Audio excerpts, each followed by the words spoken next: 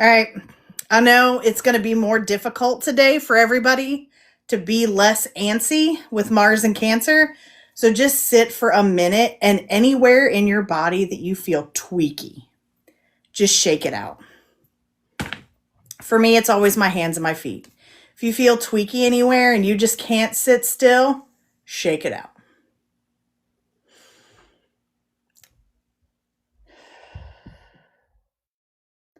And we're not going to do any specific breathing techniques. I just want you to shake out all the wiggles from Mars and the pressure cooker of boiling emotions in your body and just find a natural breath.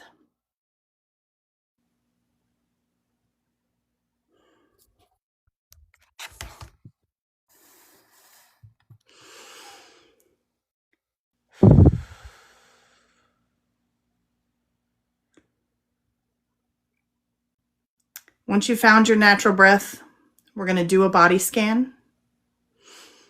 Close your eyes. And we're going to go from the bottom to the top.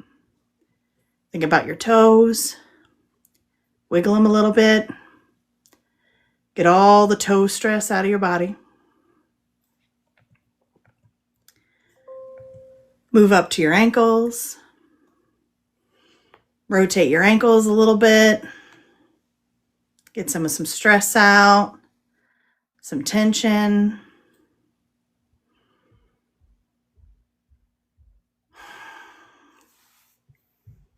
Bend your knees. If you're not sitting comfortably, reposition. Moving up from the knees to the hips. Feel like you're leaning too far forward. Tilt that pelvis backwards. Feel you're leaning too far backward. Tilt the hips forward, bringing your spine up straighter. Come up the spine to the center of the chest. Think about your heartbeat. Think about your breath, which slows it down. Your shoulders. Bring them down and back into a relaxed position.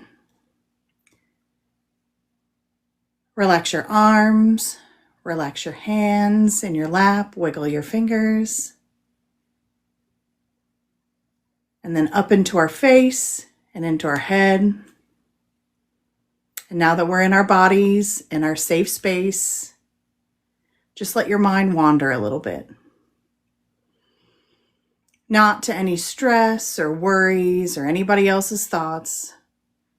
Just your mind wandering. One thought to the next. Nothing serious, nothing in particular.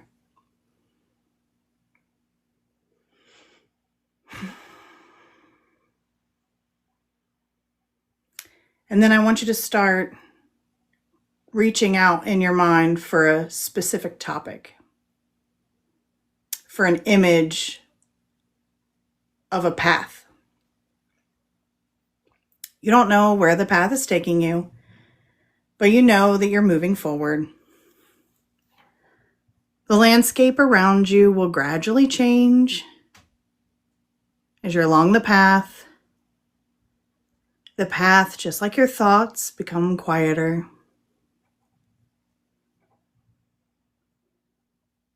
And as you're traveling down this quiet path, eventually you hear something before you see it. Water. You continue walking until the path opens up and you find yourself standing at the edge of a river. The river stretches out across your path. There is no road around it. There is no obvious way forward. You stand there for a moment and look at the water. Before you decide what to do, notice your first reaction. Do you feel curious? Frustrated to find this river in the middle of your path? Are you afraid of the river? Are you relieved that it's an excuse to stop? Or do you immediately start looking for a way across? Now, with your pen and paper,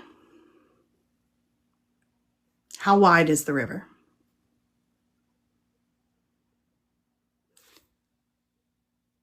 Can you see the other side of the river clearly?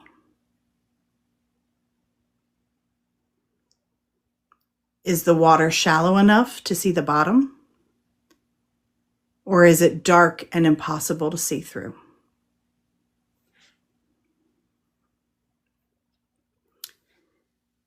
Is the river calm, gently moving, or violent and unpredictable?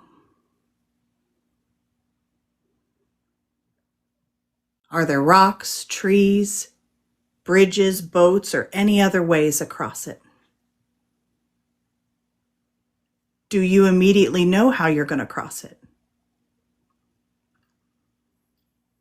Is your first instinct to just jump in and swim, or build something, or to continue looking for a bridge,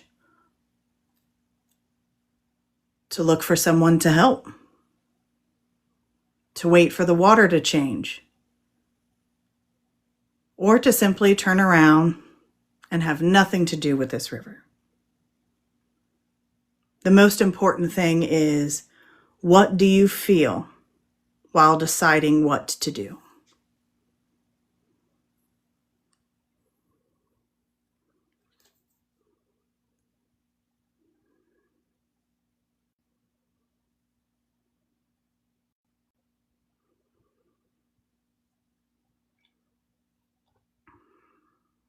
After you've made your decision and you've successfully crossed the river, you continue walking. As you're walking down this path, the landscape begins to rise. The path becomes steeper. Eventually, you look ahead and you see a mountain. It is enormous. You cannot see the top clearly. You stand at the base and you realize something. If you want to continue along this path, you will have to climb. Take a moment to look at the mountain. Don't change it. Don't make it easier. Simply observe it.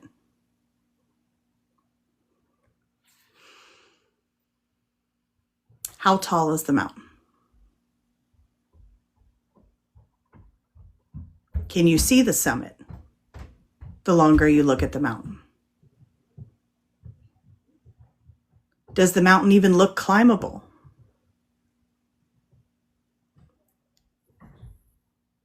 Is there an obvious path?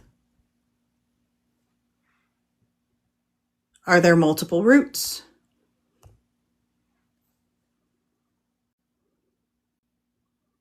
Are you carrying anything with you? Are you alone?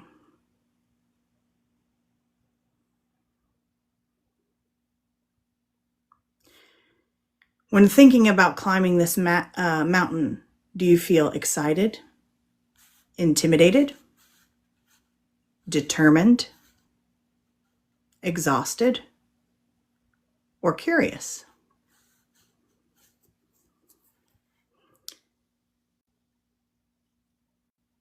Before you even started really staring at the mountain, did you already decide to start climbing immediately?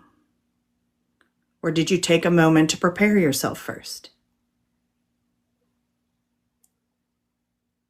If this is something that feels hard to do, would you look for someone to accompany you? Do you think that this mountain is even worth climbing?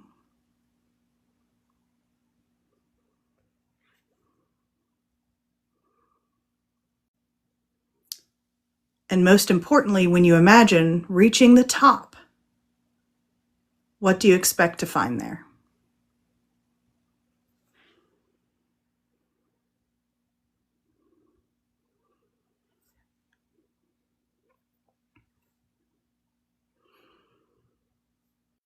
And then when you're ready, in your mind, start climbing the mountain.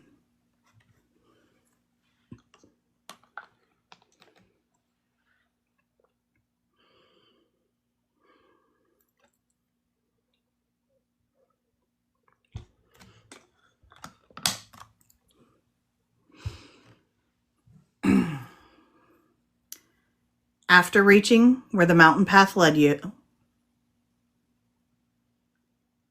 it's starting to get dark and you're a little bit worried on how much longer you'll have to go. But luckily, along this path, you discover a small cabin. And you have traveled a long time. And you decide to stay for the night. The cabin is open and welcoming all those who travel. So you go inside. Inside the cabin is simple. There's a bed, a fireplace, a small table, a window overlooking the mountains. You close the door, and for the first time in the journey, there is nowhere you need to go. Nothing needs to be accomplished. Nobody needs anything from you. You are completely alone. Night falls. The fire begins to crackle. You lay down. And then you notice something. Something is keeping you awake. And with your pen and paper, what is keeping you awake? Is there a storm outside? Are you hearing unfamiliar noises? Is the cabin completely too silent?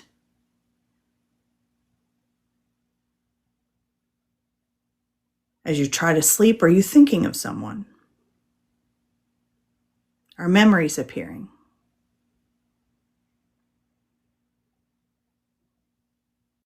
Are you afraid in the cabin? Are you comfortable being this alone? Do you want to leave?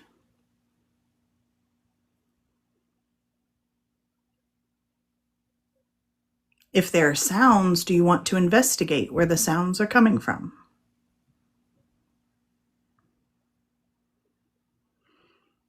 Does your childlike instinct kick in and make you want to hide under the blankets?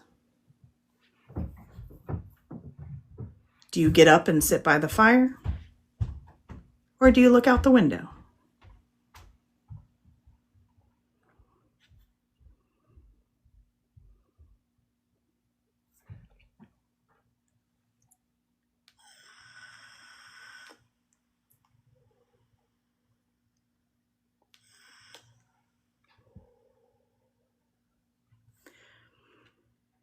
After everything that's happened in the cabin, at some point you finally do lay down and get some much-deserved rest.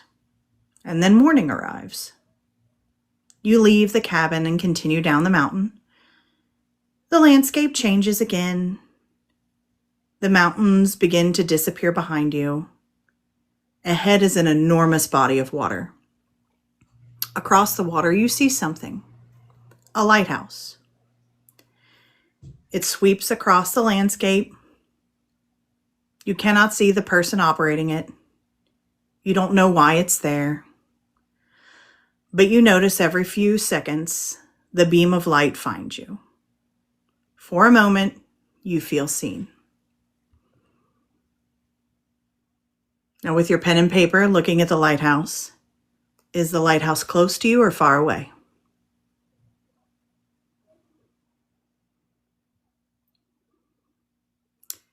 Is the light bright?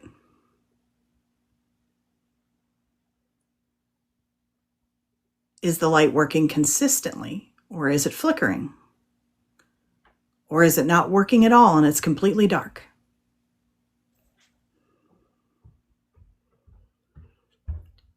Do you begin to approach the lighthouse, or do you stay where you are? Do you try to reach it?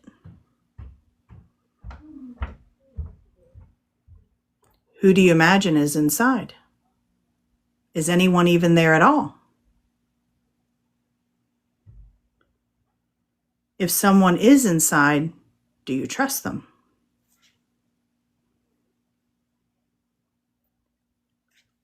What do you hope the lighthouse will give you?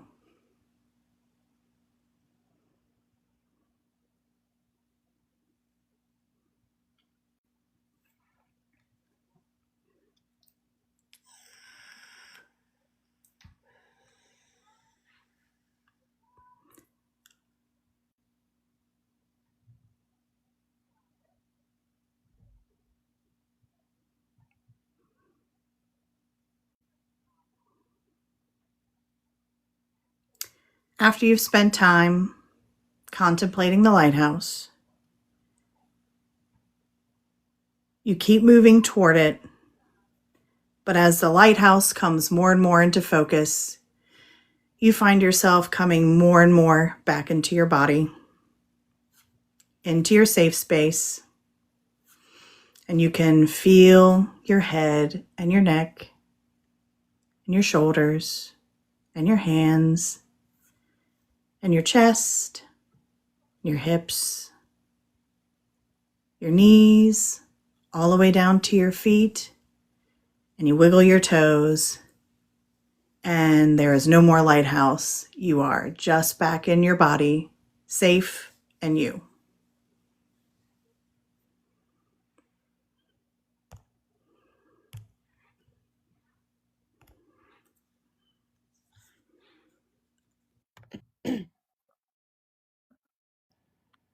I love how you added that little part, like, you must go in the cabin.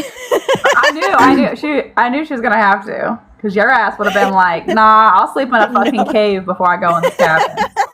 So now some of the review process after the first one is 7 design. Anybody can go in the fucking cabin.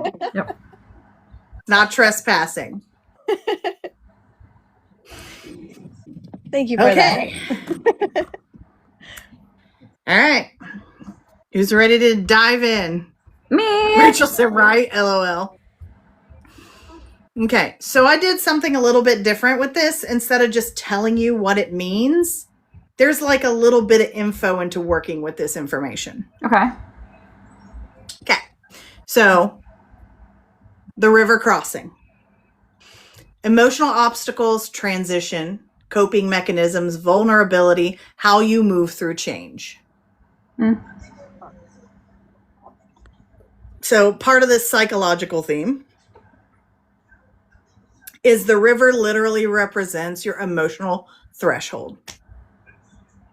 It's not the problem, it's the relationship with the river that becomes the interesting part of the story. So, the river. Does anybody want to put how the water was? Was it rough, calm, clear, murky? Was it wide, narrow? So describe your water. I put that mine was a very wide river, but that it was shallow on both sides and it was only deep in the center, and the center was also the only part that had a current. So there was no like babbling brook or anything on either side. So getting into the water wasn't dangerous at all. It didn't feel dangerous at all to me. And swimming across felt very easy because it was only rough in the middle and I knew I could get through it if I just got to the other side.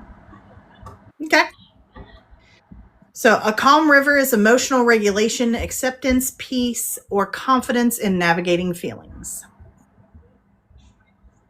Was it clear? Only on the two sides, not in the deep part. So that's emotional awareness and the ability to see what you're feeling, but also a little bit of confusion and emotions that have not been fully understood. 7. I don't know. Mine, knowing what it means, mine's confusing me. So mine was windy and like not wide at all, but there was stones that I could just kind of walk across. But before I did that, I skipped rocks down it Not across it because it wasn't really that wide, but down it. It was clear and it was calm and pretty. It was peaceful. It didn't feel like an obstacle. The narrower the river is a challenge that may feel significant, but ultimately manageable. Okay. So emotional challenges to you are viewed as ultimately manageable. Yeah. Let's see. Calm, gentle moving, shallow on both sides. Middle deep, there's rocks. So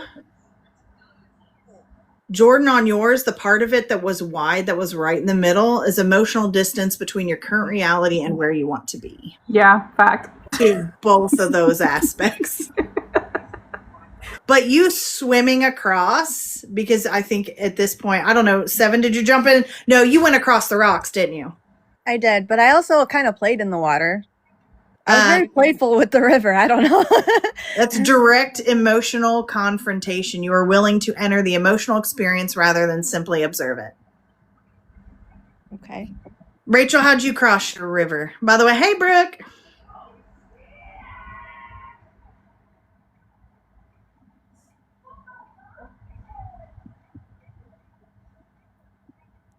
Jordan's like, I'm just swimming.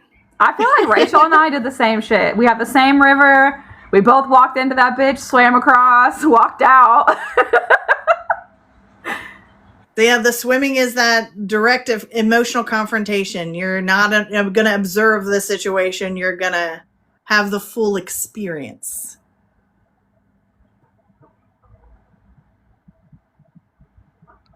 When you were talking, I was like, me too. I do want to tell you something that was crazy about this whole experience, though, that made me chuckle at the beginning, before we go any deeper. When you said, just let go somewhere in your mind, a calm place in your mind. Have you ever seen Stranger Things? Yeah. You know where Eleven goes in her mind and it's just water?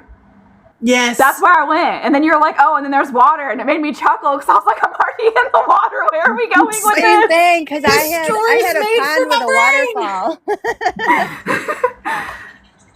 Yeah, you and Rachel are very Venusian. Yeah. It does not surprise me. I'm just glad that nobody turned around and said, fuck this river. Nope. Brooke, did you participate or are you just getting in late?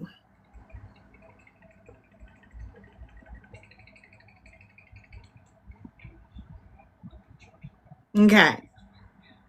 Nobody had any emotional trauma.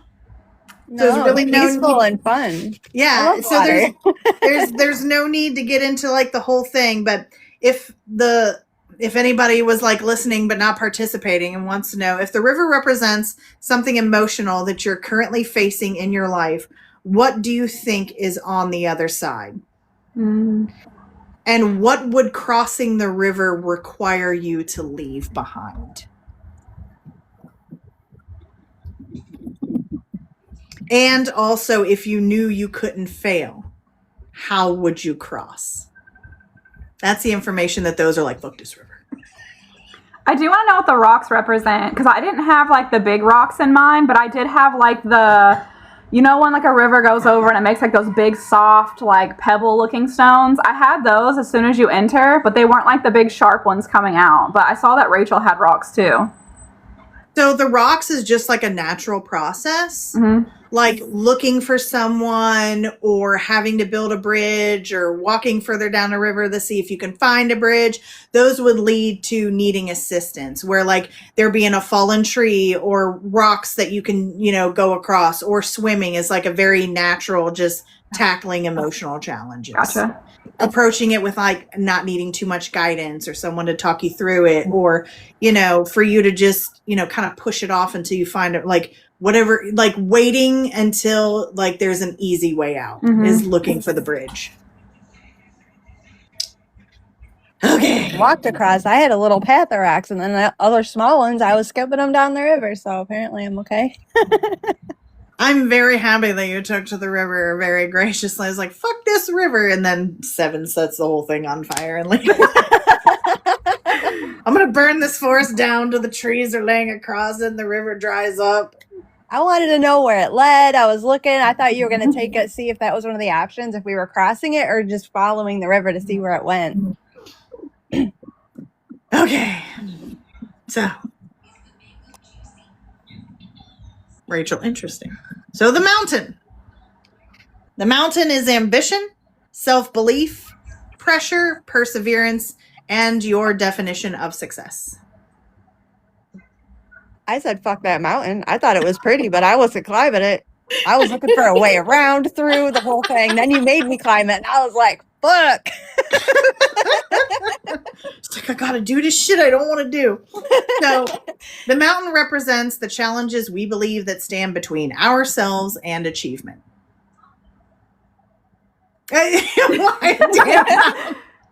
Dude, same. Especially when you were like, you can't see the summit. I was like, oh, I'm fucked. I can't climb that bitch. Jordan's over here. I got pots, bro. Yeah, I was like, Is it let me hot? channel my fucking inner mountain goat real quick, because I don't know. So Same, Rachel. I'm terrified of heights. Yeah, same. I took you all the way up there. You did. So, oh my God, where was I? All right. When a person sees an enormous mountain, they may have enormous ambitions or perceive their goals as overwhelmingly difficult. So for that hesitation, that fuck, that's a huge ass mountain.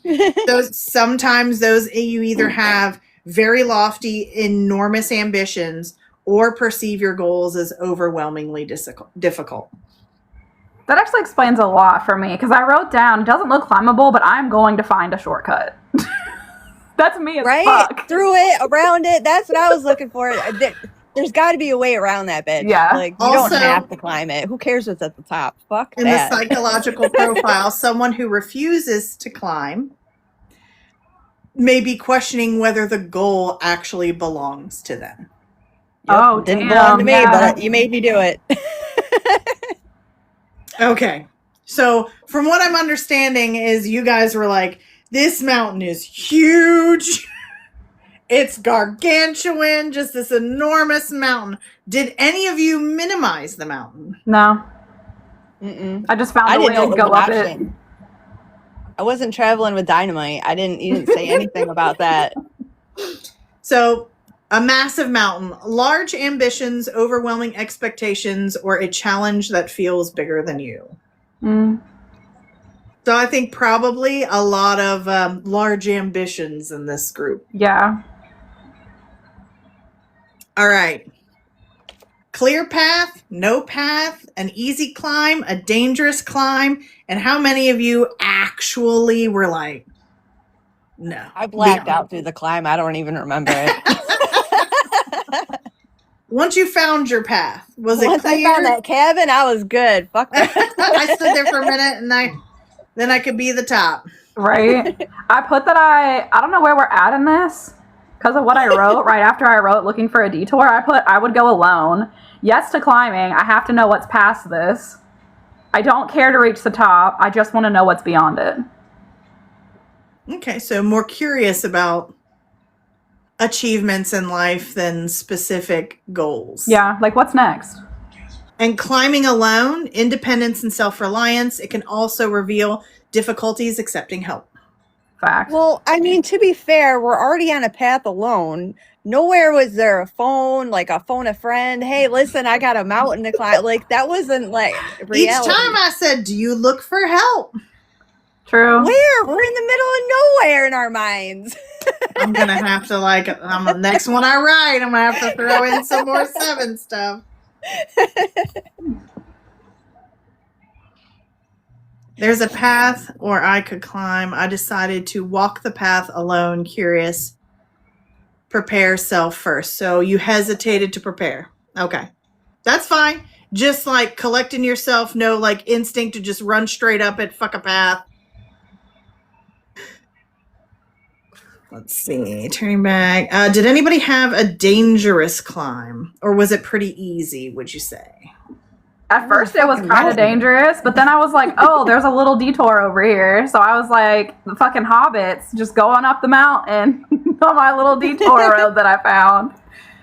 So that would say that after some time, you let go of that fear of failure, high stakes, and uncertainty, and went with the knowing what you want and understanding how to get there. But to me, that says that you have to be balls deep in the stress of a challenge before you make that decision and look for the clearer path. Mm-hmm. I always say that I am someone who is so willing to look stupid and make the mistakes because I have to know what the outcome could be so much more than what I care about how people see me. So that's good. Rachel, I'm now realizing I wasn't creative enough. I should have blown my whistle and called my dragon to fly me to the top. I did think about dragons a few times when we were in there, I'm not gonna lie. But then I wondered if it was because I watched that stupid fucking thing earlier about the dragon warlord, and I was like, maybe I'll leave the dragon out for now. So, the view from the top. So, I want to everybody say what your view from the top was. Clouds? At the end, when I asked you, hold on. When at the top, what do you find? Wait, when did we get to the cabin? Wait, we gotta get to the cabin. We're not at the cabin yet. How? Because I didn't write anything about being at the top of the mountain. Through. In my cabin, do you climb up immediately? Do you wait to prepare? What do you look for a way to help? Is it even worth climbing? And when at the top, what do you find? See, Rachel didn't write anything at the top either. None of us, maybe we all blacked out for that. I don't know. We were like, it's in my notes, damn it. I said it. Yeah, none of us. I don't think I forgot that part. I don't remember the top. I remember the cabin, and then let me see. What was the last part? Oh, yeah, I don't remember the top. We went to the cabin, and then we went. Yeah, I said we went to the lighthouse. Do you decide the mountain? Do you decide if the mountain isn't worth climbing? And then, most importantly, and when you imagine reaching the top, what do you expect to find there? Oh, I don't want to reach the top. I just want to know what's next. What's beyond. Oh,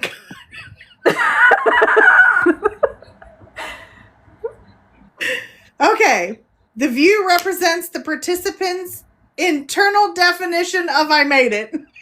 So I don't ever have to make it? That's what that means? I think you probably make new goals before you even celebrate the ones you complete. That's very accurate, actually. That's very fucking... I'm like, okay, I got close enough. I've peaked. Next peak. Yeah, and some of you just are so freaked out or curious about the next thing, you're not even allowing yourselves to celebrate and pause. That's very accurate. Oh, yeah, I did write top isn't important. That's as close as I can get to getting to the top of this mountain. The mountain is far, wide, but pretty. Thinking how I could go around it or through it. Curious about it, but the top isn't important. That's all I wrote.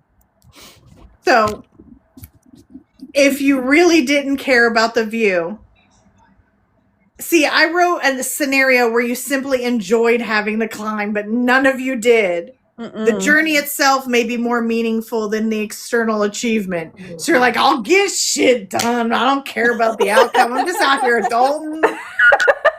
Bitch gotta do what a bitch gotta do. I didn't want to do it, but somebody's gotta do it. It's accurate. See, even Rachel said, I had too much to think about. I wasn't thinking about the top.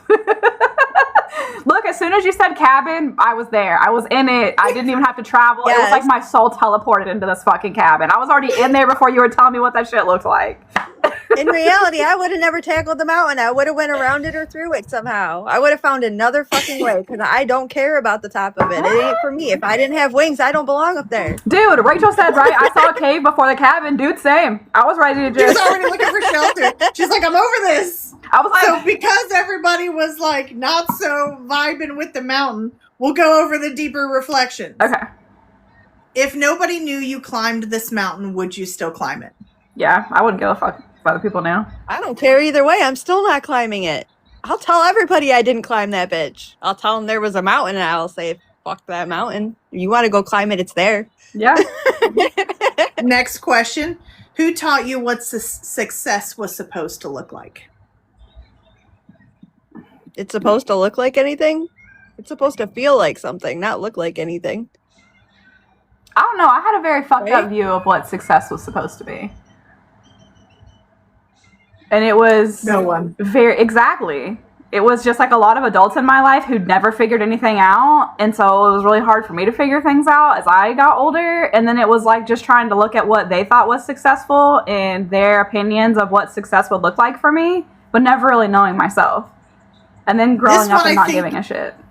Is definitely relevant for all of you, because this is the question, because this is why I think you guys might have not enjoyed the mountain as much as you should have.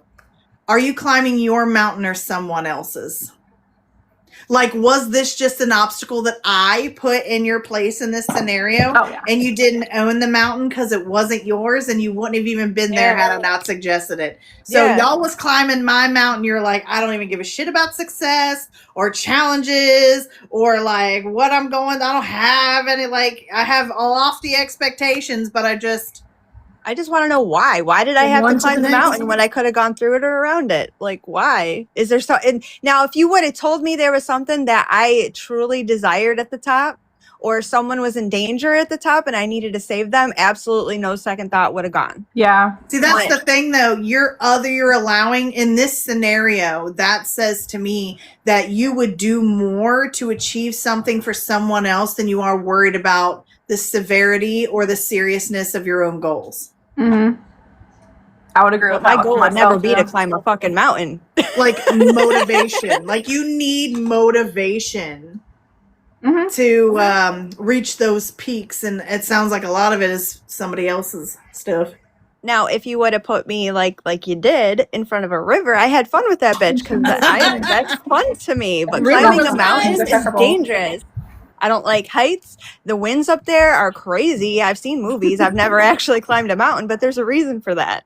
Yeah, I'm with Rachel. I don't like to hike either. Rachel said, I said, fuck that mountain. Why would there be a mountain with this nice river?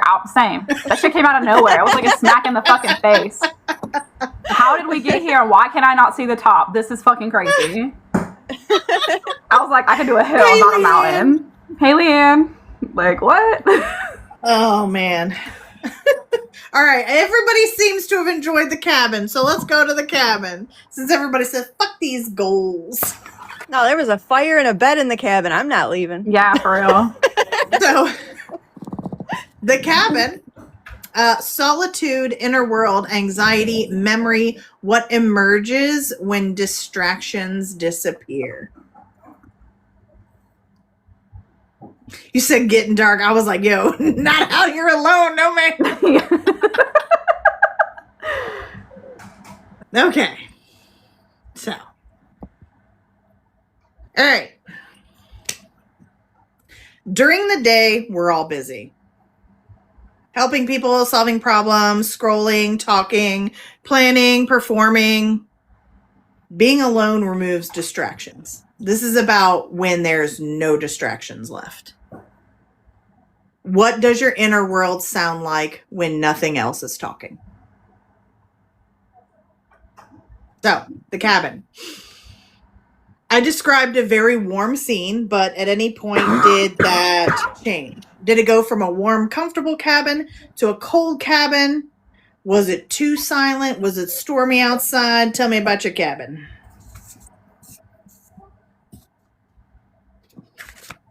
I don't know where she's like. I'll tell you what mine was like. Mine was amazing. I loved that as soon as I walked in, I just felt like I belonged to myself for the first time in a long time. And I didn't have to do anything for anyone or think about anything. I could just enjoy being in that moment. And I put that the only distraction there was a welcome distraction because it was the crackling of the fire and the complete silence. I wasn't afraid. I was enjoying the absolute nothing. And I wanted to stay and I wanted to enjoy the quiet. 7. It was very peaceful. That's kind of why I stay up all night, because there's nobody around. There's nothing I can do. There's nothing to do. And it's just, that's my happy place. The only thing was I was curious. I wanted to explore the cabin and see what was in there that somebody else might have left behind or what story the cabin had to tell. Okay, Rachel says, it was nice but weird. Like, how was I alone and all of a sudden there's a cabin with some people? No, were there people? So in the distraction portion, when I was asking the questions, is the reason why you can't fall asleep, when I was talking about, is it storming outside? Is it too quiet? Are you hearing unknown sounds? Does someone show up? No one was supposed to show up. It was what was keeping you awake when you were, which, by the way, a warm, comfortable cabin, inner safety, self-acceptance, and comfort with solitude, and in Seven's case, the desire to explore it. I also, what originally first kept me awake were my own thoughts, and so I distracted myself by being curious about the cabin and the story of the cabin. Okay, so maybe thinking about your inner world a lot. Jordan, staying by the fire, your superpower in this situation is self-soothing reflection, emotional regulation, and creating safety internally. Just a new place and new noises. Anxiety about things that cannot yet be explained or controlled, Rachel. So like those moments where like your most anxiety from being alone or being not distracted is kind of almost having that anxiety of waiting for the shoe to drop. So it's like you can control this moment, but what happens when you can't control the moment anymore?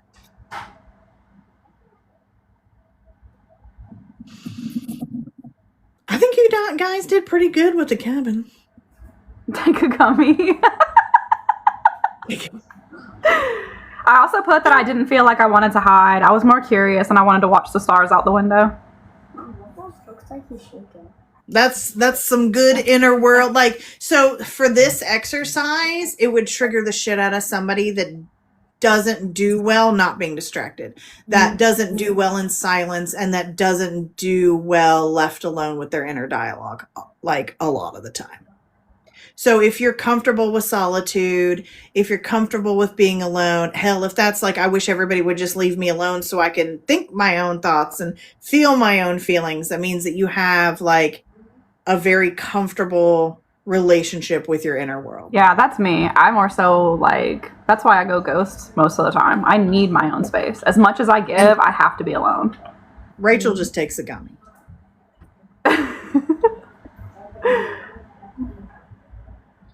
Okay, I don't think we need to go into the deeper questions, because I think you all did very good with the cabin.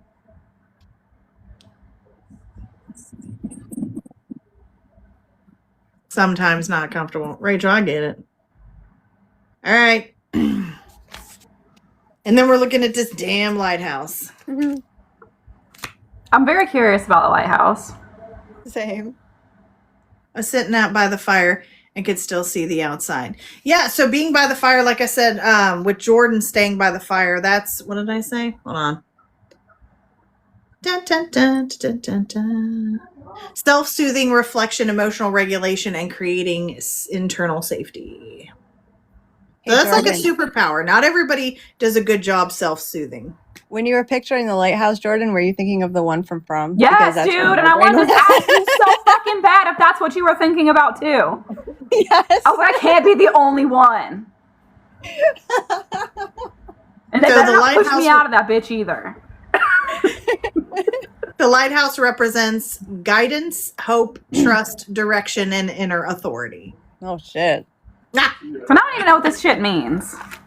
Same. Okay, tell her what you wrote, and then I'll tell her what I wrote, because I went first last time. Oh my god, okay. So I wrote, it's far away, it's really big, it's a really bright light, and I wanted to hide from the light, but I was also observing everything around me when the light was on that.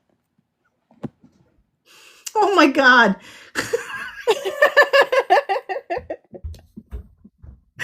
So you think it's okay for you to peer into everybody else's shit, but you don't want nobody looking at you. Yep. Okay, I see you. Oh god. Okay. All right. So was that light working?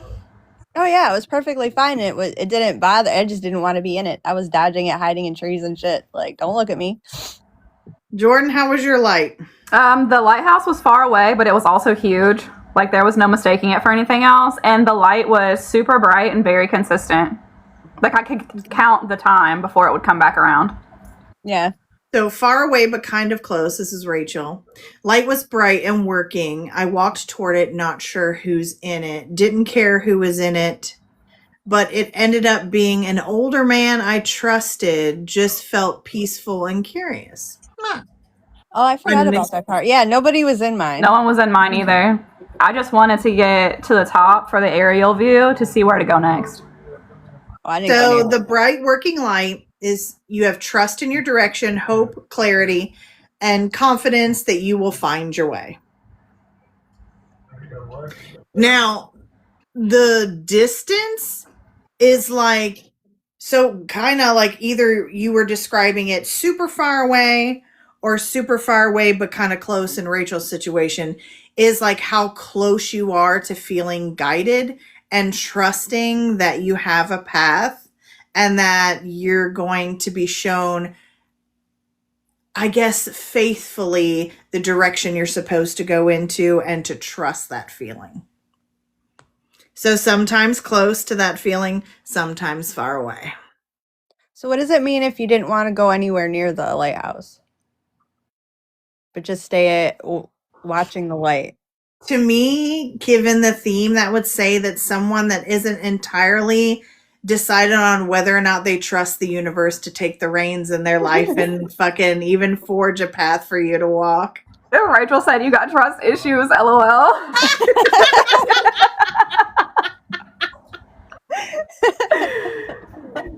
So the empty lighthouses for two of you, self-reliance, it can represent strength, independence, but it can also reveal the belief that you must figure everything out alone.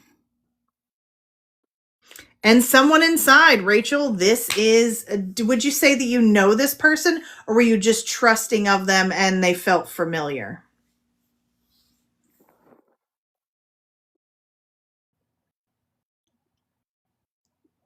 It all got real quiet all of a sudden as we're waiting for her to respond. Trusting, didn't know.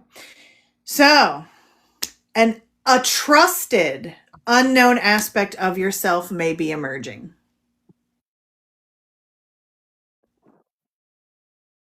So, finding someone in the lighthouse, but trusting them, but you don't actually know them in real life, is like there might be an unknown aspect that's like starting to come to light in you. But also, too, the fact that he was older and masculine, to me, that's like an inner wisdom that you have not been recognizing starting to come through, which is going to shape kind of a newer version of yourself.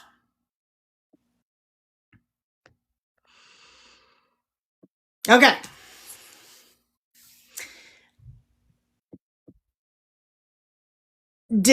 So Rachel's the only one that had anybody in there. So Rachel, did they ever talk to you and say anything to you or give you a direction? In other words, did you hear voices? Yeah, man. I don't know. She just got home. She might not be on a gummy yet, or she might have. No talking, just looking at each other. Okay, so that section is not, because sometimes, I haven't had anybody do it yet. Someday. Like you get like a clear, like tapped in direct message. This. Not on a gummy at kids' place. Okay. Let's see. So the final reflections on that for anybody that had trouble, which most of you didn't, except for maybe 7 a little bit. Not the universe, not a higher power.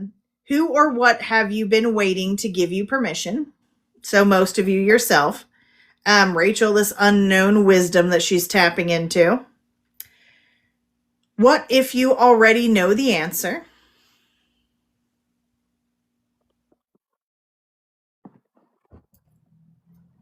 And 7, Rachel wants to know if you went into the lighthouse. I did not. And finally, if the lighthouse disappeared tonight, would you still know how to find your way? Oh yeah, I bump into shit. I'll find something. The ultimate goal isn't to find someone else to navigate your life. It's to discover that you can learn to navigate it yourself.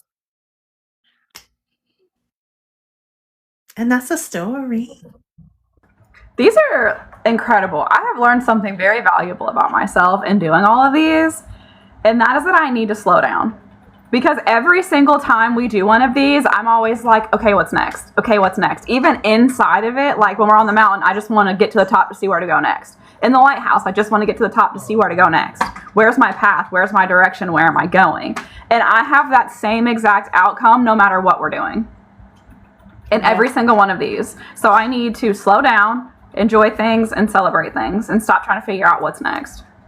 Yeah, it's that whole thing about like, I'm taking you on a journey and you're like, okay, when's the next stop? When the whole point of life is to just enjoy that journey. Yeah. And I've been seeing like a lot of the stuff, the shows and stuff I've been watching are about that. Like, we only get one life. Why are you doing things that aren't making you happy?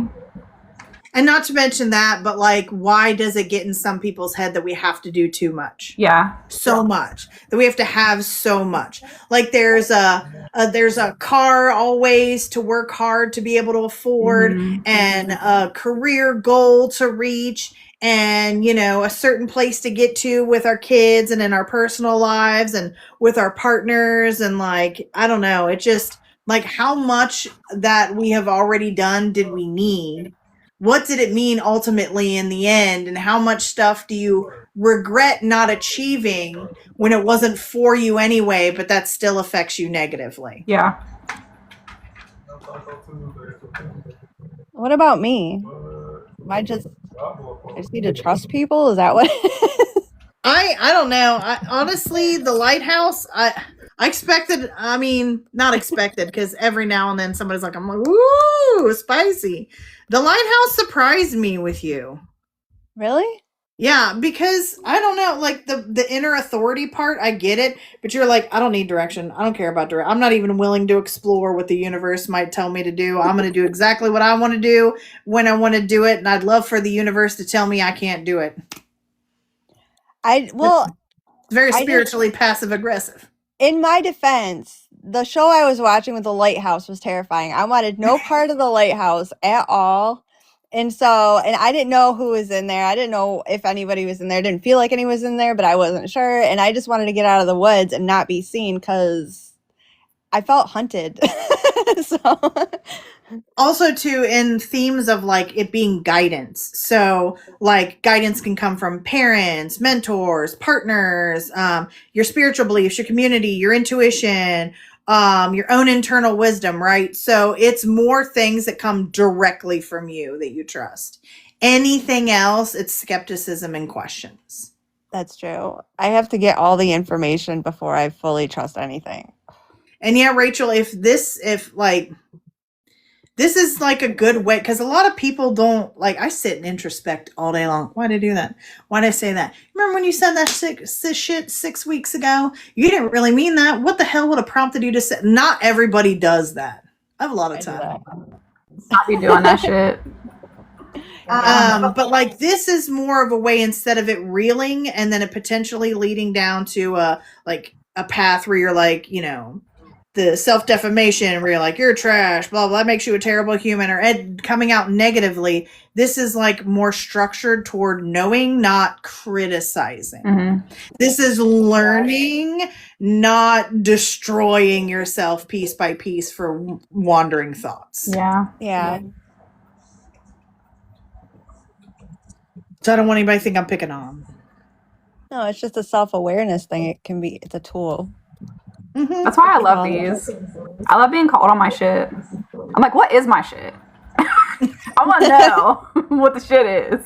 And then you think and you're like, oh yeah, that makes sense. I've known that about myself, but I never really like thought about it. Yeah. It's a thought-provoking thing. And then also that's why I started adding in some of those little things. Okay, now what are the big questions? So she told me I'm fucked up, but now what do I do? Yes. So I went into those deeper reflections for when you guys struggled.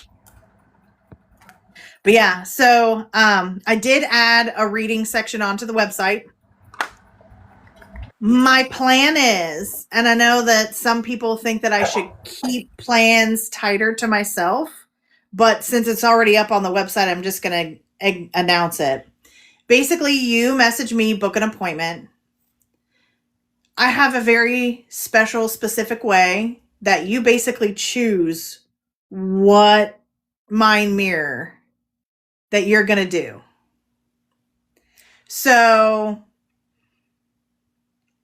you're picking the story that I'm guiding you through. And then at the end, we talk about the results and then we pull some cards. I will have a Halloween themed one for October. And then if we have time and we figure out all of our schedules, I think I'm going to make a second Halloween themed one for the podcast. Sweet. That's so exciting because these are literally my favorite thing ever to do. I love the in-depth and like learning things about myself psychologically where it doesn't feel like I'm in therapy, but it kind of is like a therapy session. I love these. So knowing that they're available on your website now is awesome. I've designed one. I've got a couple designed so far. Some are more like themed for Virgos. Like there's kind of like a overarching theme. That's why this needs to be your choice. Because there's going to be an overarching theme in all of them. And I'm not picking that for anybody. That way I have probable interesting is if you could, after you did the mirror with somebody, right? Then take it a step farther and use their chart to help them guide with their strengths and their weaknesses through the healing process. That would be really interesting. The oracle cards will give me clarity too, but if there's something like heavily, if they choose one that's heavily astrologically driven, then we got to look at the birth chart. Yeah. If I make one very Saturn themed, I'm like, what's going on with your Saturn? Mm-hmm. Or what is Saturn now doing to you? Let's talk about it. The Astro Mirror. Okay, shout out the name of your website. Is it linked in your bio? Yep, it's achartedpath.com. Awesome. So her name right there, .com. And it's, I have the section marked readings and services, and it's at the bottom of the readings list. And is it called Mind Mirror on there? Perfect. Yeah, I'm kind of really excited. I'm just going to tell you right now, because spooky season is my favorite, and I love deep, dark, and dangerous shit. They're not going to be nice. They're not supposed to be. It's not supposed to be fucking la-di-da when you're learning things about yourself that you're struggling with. This is going to be straight up shadow work, y'all. Good. I hope you fuck us up real bad in October, because that's my favorite month, favorite time of the year. To cry. Yes. Or not. I mean, it's good. We all need a release sometimes. I don't cry often. I don't feel inspired to cry often, but when I do feel better afterwards. Mm-hmm. Out. Do we have a plan for next weekend? I looked back at my sheet and I didn't see I wrote anything on there, but that doesn't mean we didn't have a plan. I don't think we did. There's a small chance I'm off camera next Sunday. Well, that's because I'll be coming back from my sister's 40th birthday party.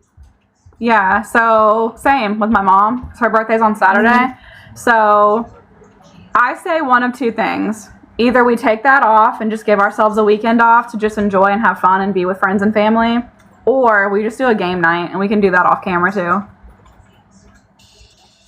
Whatever anybody's good with. It doesn't have to be super easy and relaxing, but I don't want to have to think a lot because I'm going to be floating lazily on the river with alcoholic beverages for several hours. Yeah.